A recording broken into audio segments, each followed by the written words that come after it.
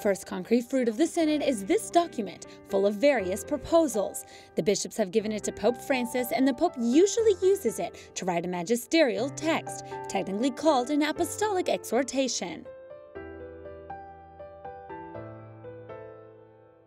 The document presents the conclusions of ideas shared for 3 weeks between 267 bishops and priests from all around the world.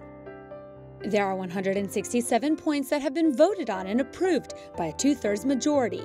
It's not an easy task since it's nearly impossible to create a text approved by everyone. To prepare the points, bishops gathered with young people in both their countries and in Rome.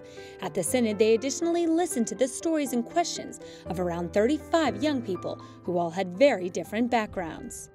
E adesso lo Spirito Santo vi regala questo documento per tutti noi, anche per me, per riflettere cosa vuol dirci a noi. Grazie tante a tutti, grazie a tutti. A common thread throughout the document is the gospel story of the disciples on the road to Emmaus. The document proposes concrete ideas to help young people. The document recalls that any domination or discrimination based on sex offends human dignity. These are questions raised by many of the participants and also by many bishops. Do I bring up issues when it is related to participation in the church by all laity, including by women? Yes. Do I say something when there's a concern about the language being too masculine? Yes. But so do some of the men. In fact, the document announces that in many places it's difficult to give space to women, even when it comes to assigning tasks that do not require the priesthood.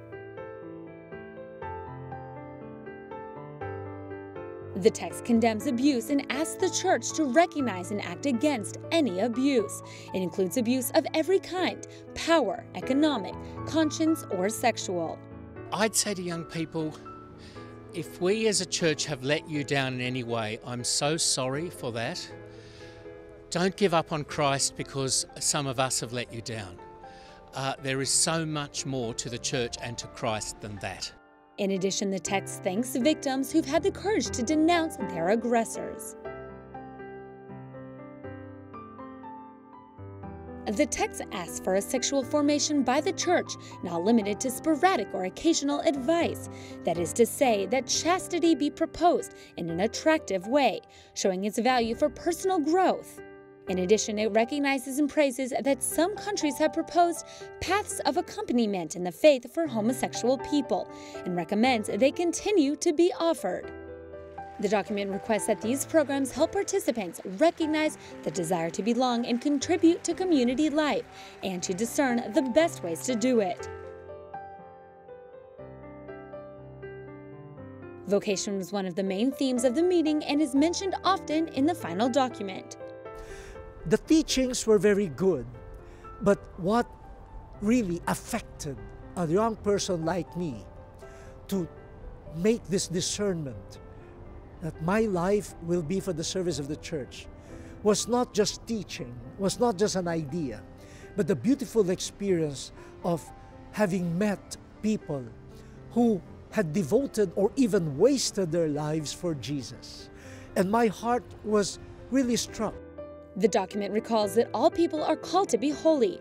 It says youth is the age of decisions, and it regrets the provisional culture, which supports the idea of an indefinitely prolonged adolescence and period to make life decisions. The document sounds a bit of an alarm when it comes to the internet. It says the internet has accustomed young people to use images as a communicative vehicle.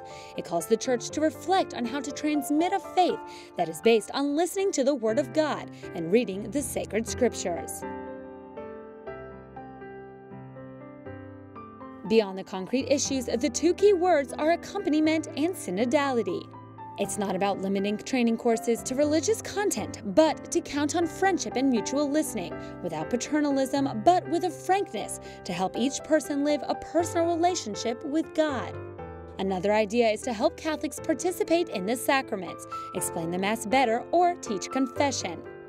Synodality means to stop doing things for young people, rather to depend on them at all levels, including in decision-making.